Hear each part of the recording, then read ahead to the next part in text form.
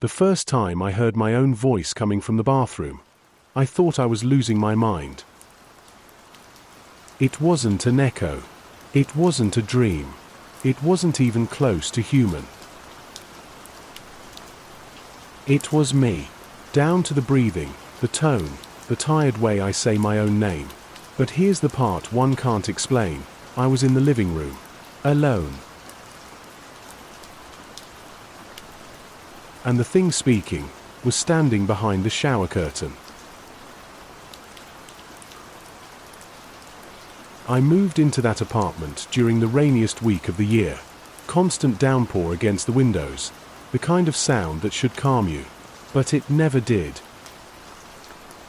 The place was old, warped floors, thin walls, lights that flickered with every storm surge. Still, it felt better than being with my ex. On my second night, around 2:14 a.m., I heard my voice, a muffled version of me, repeating one word, hello. It came from the bathroom. I froze. No one had a key but me. The door was locked, and the rain was the only other sound. I opened the bathroom door slowly. Everything was still. No voice. No movement. Just the mirror, fogged, even though I hadn't showered.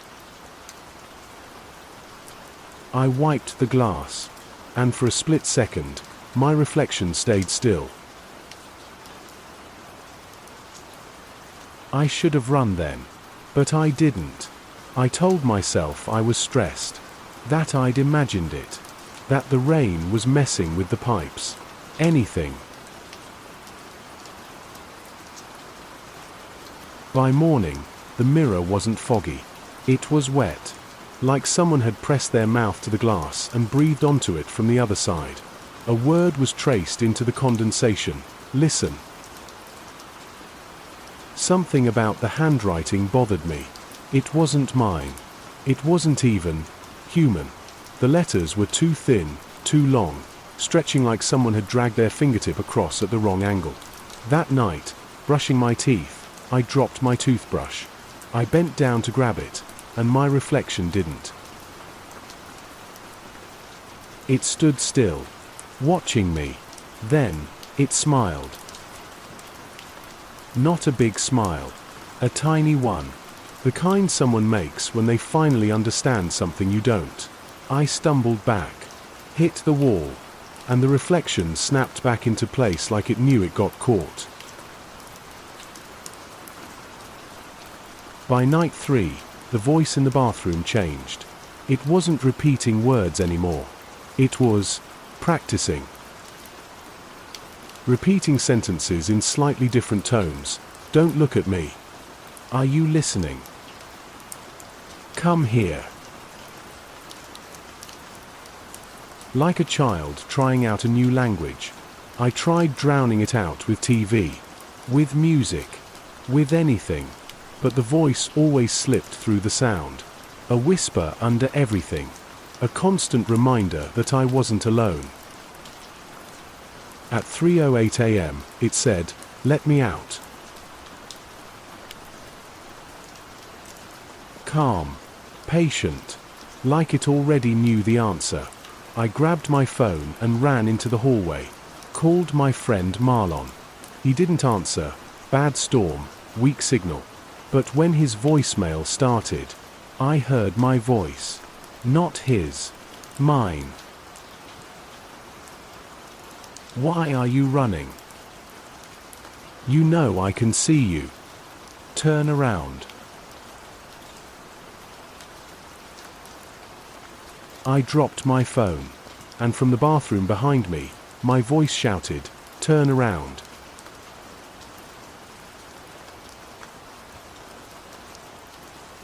I ran. Didn't look back. Didn't breathe. Just ran. I sprinted into the storm until my lungs burned. The rain was a wall, drowning out traffic, my heartbeat, everything. But not the voice. Never the voice. If you leave, I'll replace you. It purred inside my skull. I stopped, trembling, soaked, unable to tell if I was crying or if the rain was just heavy enough to feel like tears. Someone has to stay in the mirror. It wasn't taunting. It wasn't threatening.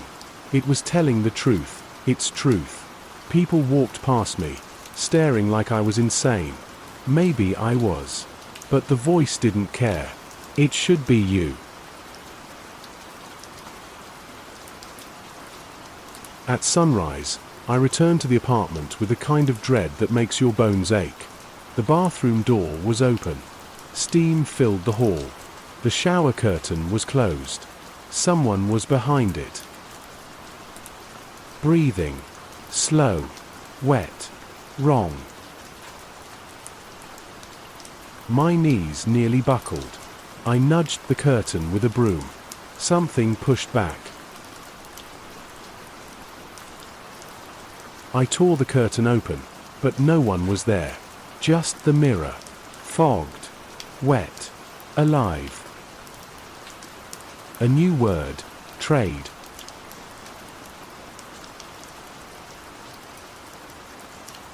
That's when my reflection stepped forward. Without me. Like it was relieved to finally stop pretending. Its smile widened, too wide, stretching my lips in ways human muscles can't. Then it spoke in a voice that was mine, but too clean, too calm, too rehearsed. Let me be the one they see. Let me live. You're wasted out there. Its eyes weren't my eyes. They were hungrier, focused, alive. I ran. I haven't stopped running since. I've avoided reflective surfaces ever since. Windows, car doors, phone screens, anything that gleams. But reflections, they find you. They don't need your permission. They just need an angle. A few nights ago, at a gas station, I caught a glimpse in the freezer door. My reflection was standing still, not grabbing a drink, not matching my quick, panicked movements, just staring.